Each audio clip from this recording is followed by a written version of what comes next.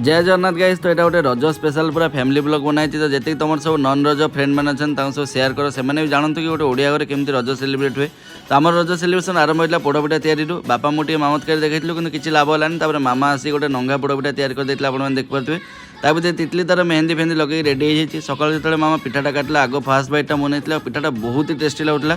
बापा मोर चली जाइलु खासी आने 2 केजी खासी नहीं पूरा घर को पलि आसलु।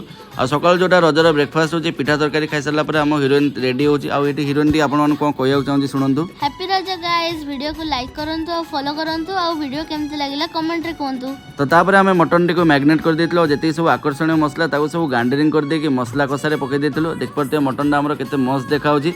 आ मटन देखी कौ मान पेट टी गुड़गुड़ है मत कहे। आ किस समय आम मटन रेडी हो जाता आम समस्ते पूरा 4 जन बस पड़ू खायापी। आमर जोटा होता आज भात मटन सालाड पापड़ रेडी होता। मु आग मोर भात जी सब फेवरेट पीस नहीं बस पड़ी मटन खायापी। जीवन